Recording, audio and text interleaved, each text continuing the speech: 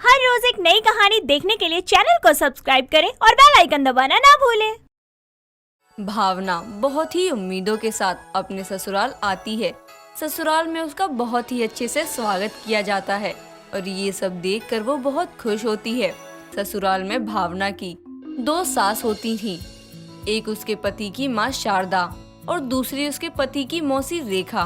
भावना दोनों को ही एक समान मानती थी और दोनों की इज्जत करती थी। एक दिन भावना अपनी दोनों सास के लिए सुबह सुबह चाय नाश्ता लेकर जाती है और उन्हें दे देती है, जिसके बाद उसकी दोनों सास चाय नाश्ता करती हैं। लेकिन जैसे ही रेखा चाय की पहली चुस्की लेती है, वो वही चाय गिराकर बोलती है, ये कैसी चाय बनाई है बहू तूने? तुझे तेरी माँ ने एक ढंग की चाय बनानी भी नहीं सिखाई क्या? ऐसे बनती है क्या चाय? मासी सासू माँ, मैंने तो ठीक ही बनाई थी।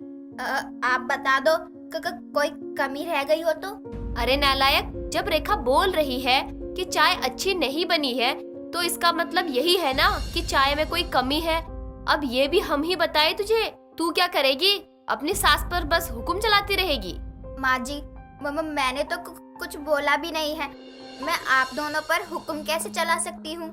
दीदी देख रही हो तुम, कल की आई हुई इस लड़की की जुबान कितनी चल रही है। दीदी से आज तक मैंने ऐसे बात नहीं करी और तू दीदी से इतनी बदतमीजी से बात कर रही है। शर्म है या बेच खाई तूने वो भी?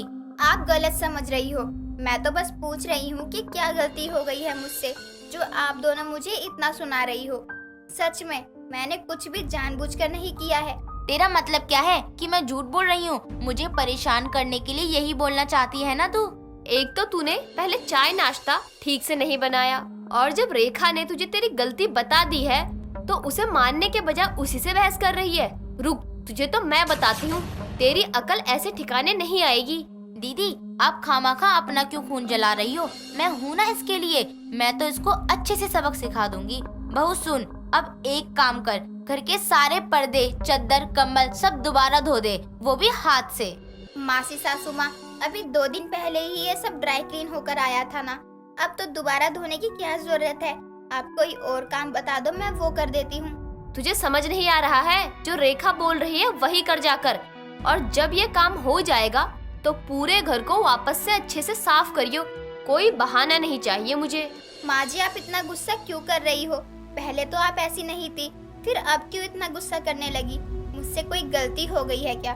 तो मुझे बताओ ना, ऐसा क्या कर दिया मैंने? गलती तुझसे नहीं हमसे हो गई है, जो तुझे इतनी ढील दे दी है। शुरू में ही दबा कर रखते ना तो अब तक अकल आ ही जाती। तेरी माँ ने तो तुझे कुछ सिखाया नहीं है। अब जा यहाँ से। भावना अपनी दोनों सासों का ये बर्ताव देखकर बहुत ही हैरान हो जाती है, लेकिन बेचारी करती भी क्या। वो अपनी सास की बहुत इज्जत करती थी, इसीलिए चुप रह जाती है। लेकिन उसकी दोनों सास बस कुछ ही दिनों के लिए भावना के साथ अच्छे से थी। उसके बाद तो भावना के साथ बड़ा ही बुरा व्यवहार करने लगती हैं। हर छोटी छोटी बातों पर भावना को ताने देना, सजा देना दोनों को ही अच्छा लगने लगता है।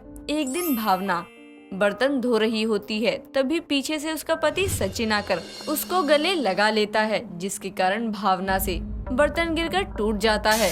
बर्तन गिरने की आवाज सुनकर वहाँ रेखा और शारदा दोनों आ जाते हैं और शारदा बोलती है, बहू तुझसे एक काम ठीक से नहीं होता है। बर्तन क्या धोने के लिए बोल दिए? तू तो बर्तन तोड़ने लगी। ये गुस्सा ही निकाल रही है बेजान बर्तन पर। काम जो करने को बोल दिया महारानी को। तू ये सब अपने मायके से नहीं लाई है जो तोड़ रही है, समझी? माफ करना माँ जी, गलती से गिर गया, आगे से नहीं होगा। हाँ, आगे से नहीं होगा ये बोलकर तो तू बच गई, लेकिन नुकसान तो हमारा हुआ है ना। तेरा क्या गया? बस करिए, मैं कब से देखे जा रहा हूँ कि एक बर्तन के पीछे आप दोनों भावना को कितना सुना रही हो, जबकि वो मेरी गलती की वजह से टूटा था। भावना की कोई गलती नहीं थी उसमें।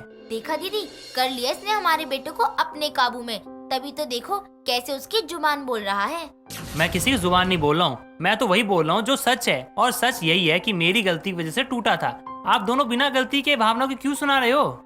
सचिन की बात सुनकर वो दोनों वहाँ से चली जाती हैं, लेकिन हर वक्त तो सचिन भावना के साथ नहीं रह सकता था, इसीलिए भावना को अपनी दोनों सासों का अत्याचार सहना पड़ रहा था। दिन पे दिन दोनों सास के अत्याचार भावना पर बढ़ते ही जा रहे थे। ऐसे ही एक दिन भावना सब्जी लेने के लिए बाजार गई होती है। लेकिन उसे काफी देर हो जाती है। जैसे ही भावना घर आती है, सामने उसकी सास और उसकी मौसी दोनों ही उसे घूर रही थी। ये देखकर भावना बोलती है, क्या हुआ माँ जी, आप दोनों मुझे ऐसे क्यों देख रही हो? लो कर लो बात। एक तो शाम की सब्जी लेने गई, रात में घर वापस आई और पूछ रही है कि हम इसे घूर क्यों रहे हैं। अरे अब क्या हम तेरी आरती उतारें?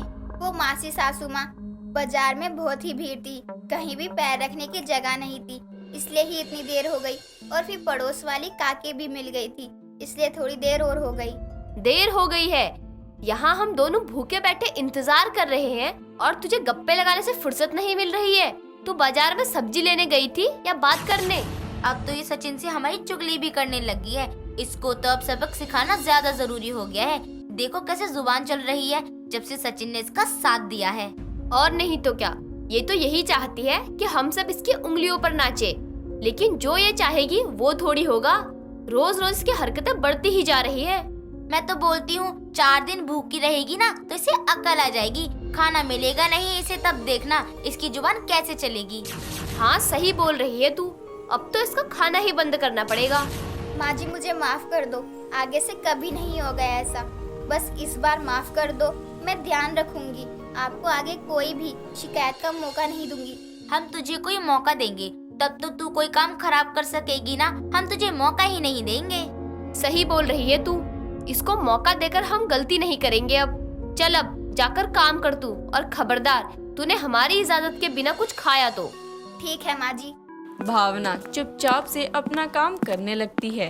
2 दिन बीत जाते हैं और भावना ने अभी तक कुछ भी नहीं खाया था। भावना को बहुत जोर से भूख लग रही होती है तो वो सबसे छुपकर किचन में खाना खाने लगती है। लेकिन भावना की किस्मत इतनी खराब होती है कि उसे खाना खाते हुए उसकी मौसी सास रेखा देख लेती है और किचन में जाकर जोर से भावना को थप्पड़ मारती है और बोलती है, तुझे मना किया था ना कि हमारी इजाजत के बिना तू कुछ भी नहीं खा सकती है, लेकिन तूने फिर भी खाना खा लिया। मासी सासू माँ, बहुत ही भूख लग रही थी, चक्कर आ रहे थे इसलिए। दोनों की आवाज सुनकर वहाँ शारदा भी आ जाती है।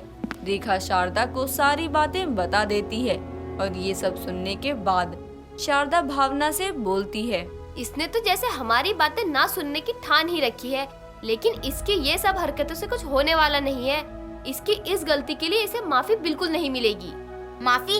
अरे दीदी, माफी नहीं बल्कि इसे तो सजा मिलनी चाहिए। मासी सासू माँ, आप दोनों किस बात की सजा दे रहे हो मुझे? मैंने क्या कर दिया, कम से कम बताओ तो। अभी भी इसे अपनी गलती समझ नहीं आ रही है, अभी भी हमसे ही पूछ रही है। रुक, अब तो मैं अच्छे से समझा देती हूँ तुझे। शारदा भावना को मारने लगती है।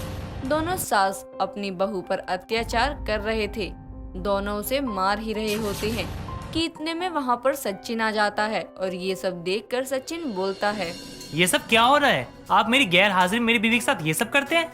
नहीं, ये सब तेरी बीवी का किया धरा है। आज तक कभी ये हमारी बात सुनती ही नहीं है। नहीं सचिन जी, मेरी कोई गलती नहीं है, पता नहीं किस बात की सजा दे रहे हैं मुझे। ये सब मुझे पहले ही समझ जाना चाहिए था कि आप दोनों छोटी छोटी बातों को लेकर ना मेरी बीवी को सुनाते रहते हो, लेकिन अब तो हद ही पार कर दी आप लोगों ने। आप दोनों 2 सास हो और आपकी बहू को ना 2 सास का प्यार मिलना चाहिए था, लेकिन उसको मिला आप दोनों का अत्याचार। इसलिए मैं अपनी बीवी को लेकर जा रहा हूँ यहाँ से। सचिन इतना बोलकर भावना को वहाँ से लेकर चला जाता है। शारदा और रेखा उसे रोकते रह जाते हैं, लेकिन सचिन किसी की भी नहीं सुनता। उसके बाद दोनों के पास अपनी गलती का पछतावा करने के सिवा और कोई रास्ता नहीं बचता। दोस्तों, अगर आपको ये कहानी पसंद आई तो इसे लाइक करें, शेयर करें और कमेंट करके बताएं कि कहानी में आपको सबसे अच्छा क्या लगा।